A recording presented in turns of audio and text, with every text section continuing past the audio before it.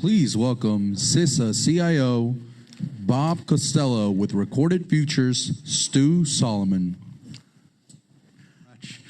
So it occurs to me as we kind of kick off this conversation, we've got a unique opportunity to talk a little bit about the bigger role of a CIO, which in an age of digital transformation and in an age of increasing security concerns, I think is evolving a bit. And so when I start to think about what the traditional role of a CIO is, in my mind at least, I go to page 1 of the CISSP manual, which is something to the effect of you're responsible for the availability, integrity, and confidentiality of the network, the systems, the applications, and the data within the broader CISA organization. But I realize that that's not where the mission stops. And I'd love to understand a little bit more about how you start to deal with an extended boundary and how you start to think about a hub and spoke model to allow for the sustainment of the mission in the field. Sure. It feels very Tonight Show up here. It really does. With the couch a little bit. So the role has definitely evolved, and in particular, it says it's somewhat new as a new organization. So the prior CIOs under the older construct of NPPD often didn't actually run any of the IT systems. So everything was either run by the mission side or by DHS headquarters. So in the last year and a half, we're starting to take on a lot of additional work, and I think that the old definition doesn't really apply anymore in the public or private sector. I think we're seeing maybe a little slower evolution on the public sector side on what CIOs do. And I think that we're also seeing a big change on, we just heard on, shifting some of that responsibility. Some of that means that, like in the private sector, boards have to be more involved. Right. In cybersecurity or just in their IT systems than maybe it was previously encountered. At CISA, kind of some of the challenges that we have is a very fragmented IT structure that we're taking a lot of efforts to kind of consolidate over the last year and a half. And then I think on the other side that we've tried to really change kind of the working relationship between the CIO's office and the acquisition teams as well to make sure that we have a really solid foundation there. And then at CISA, one of the challenges is doing IT at an IT agency, which is super hard. So we're pretty small. We're only about 103, 104 federal employees. So we're spread pretty thin in my office. So we have to have very effective contracts, and we've re-awarded some new contracts in the last year and a half and more coming. But then it's all about partnership. How do we partner, particularly with the mission side, to ensure that we're delivering systems that they can utilize and also giving them enough freedom to operate the way that they need to. Because they have to be very agile, not just in the software development sense, but they have to adapt as quickly as the adversary. So some of the old ways of always saying no, won't necessarily work for them. So you've closed the Department of No. We've tried very hard, and we do kind of have like some procedures in my office where I really want to remove people from having to say no at the working level. So we really want people to bubble things up, and usually like our kind of rule is I'm the one person allowed to say no to a customer in our organization. We try and get to yes and find ways. Usually you can get there. And sometimes it's understanding the requirement better, understanding your customer better. We've tried to embed with our customers a lot more than was done in the past. So CISA has a large field organization. So I'm now embedding CIO personnel out in the CISA regions to understand that better. Some of our operators have to come in every day because they work on the high side. So we're bringing our people back to work with them more closely so that they can understand the mission better. Interesting. And that mission alignment is the part that I'd love to kind of pull the thread on a little bit. As we were just discussing a moment ago, CISA plays a very, very unique and important role in the intersection between the public and private sector. It also obviously drives critical infrastructure protection in a rather unique way. So suddenly, you're now charged with a broader expansion of capabilities above and beyond just your internal network, now you're really effectively defending the defenders. How do you look in and adjust your policies and procedures to be able to effectively do that?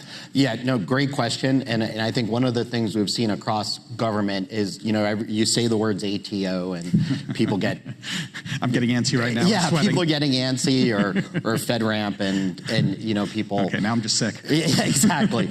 And we're trying to change the model internally in my office and to support CISA overall. Like, an ATO does not really guarantee your security at all. Mm-hmm. It's a very compliance-based function.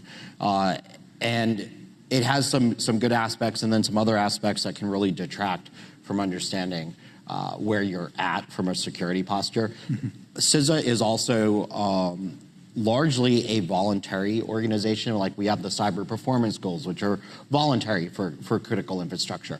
A lot of our information sharing happens through a voluntary basis, whether that's the Joint Cyber Defense Collaborative or some of our work in the infrastructure security area.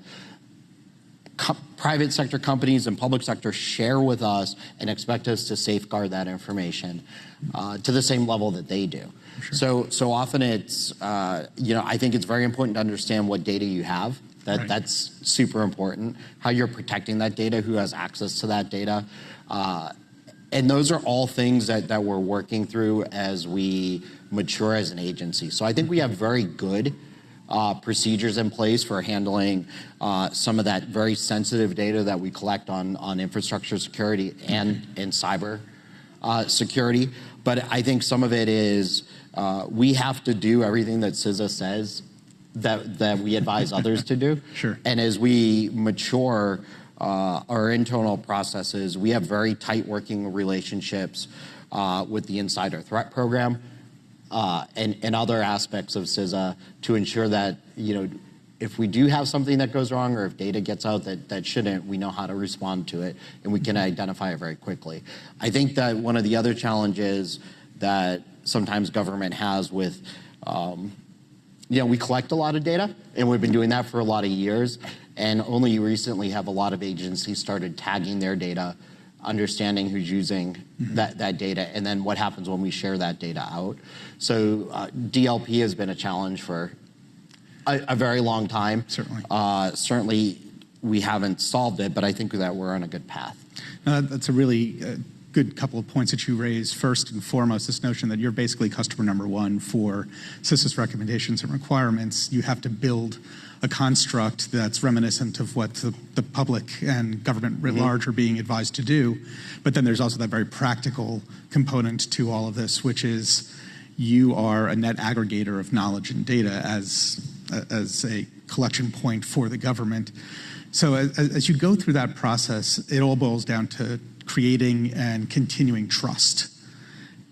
How do you communicate that level of trust? You started to allude to it a little bit, but how do you actually go in, and do you find yourself in your role going and advising companies, going and advising critical infrastructure members around how to build that level of trust and then systematically apply it in the organization? Luckily for me, the CIO role, we concentrate internally at CISA. So we do have our mission side, the cybersecurity director and the infrastructure security directorate, that they're out there working with companies or other public sector entities on what services are available from CISA, what people can consume from CISA, and how we can help them. Okay.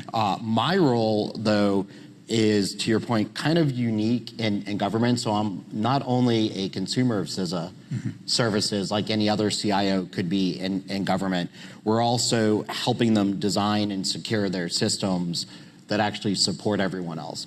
So it's really important for us to have a really in-depth understanding on the mission side, because you can't help if we don't understand what they're trying to do. And what I noticed when I first got there was a lot of crosstalk. Like the CIO's office was saying, no, you can't do that. But then we didn't necessarily have a good understanding of what they were trying to do on the mission side. So what we are embarking on through our modernization process, a lot of that is being very, it's more than just being customer focused. It's trying to understand what they're trying to do from a requirements thought process. Sure. And that wasn't really done before, so we have a lot of legacy systems that are quite siloed, not sharing information, and we're trying to work through that. So the office has changed dramatically in the last year and a half. So when I got there, the CISO was a separate office and didn't report to the CIO. That can work depending on the structure of your organization. That's the age-old conundrum. Age-old conundrum. Separation of responsibilities. At DHS, it doesn't work because I'm the only one, or not me, the CIO, whoever that is the only one held responsible for things and the only one with authority. So there was, another office that I couldn't control, but, I'm the one being expected to change things. So we changed that. I see.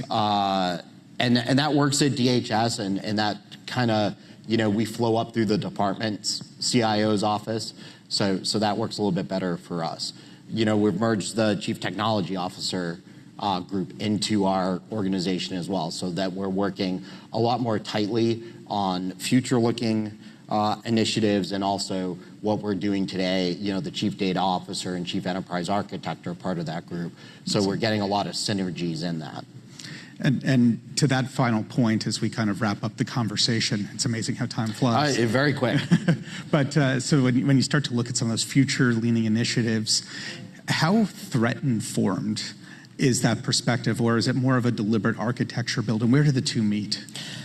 So we do have advantages being at CISA that we can consume a lot of those threat feeds and other information that are coming through CSD, and maybe we have a little more access than other CIOs, and we're trying to really partner on that because, like I said, we're a small office and expected to do a lot. Right. I think it's really hard. I say the more you kind of move up in government, the less technical you kind of are allowed to be. So as we're embarking on things, we're trying to take the best practices from different groups and incorporate them into our own. Okay. I would say on the threat side, it's getting harder and harder to stay ahead. So I'm not always sure the best path to get there. I think it's, we're definitely making a dramatic change in our recruiting structure. We're recruiting a lot more junior level people that are coming in with different thought processes. We're also trying to engage a lot more with our private sector partners to understand capabilities there on the tools that we purchase. Often sometimes in the government, you purchase a tool and you're using 10% of the capabilities. We want to make sure we're using 100% of that so that we're getting the best value and that we're doing the best we can to defend our systems. Makes perfect sense. Well, Bob, I really appreciate your time today, and we look forward to continuing the conversation in the margins. So thank you. Great. Thank you. Thank you.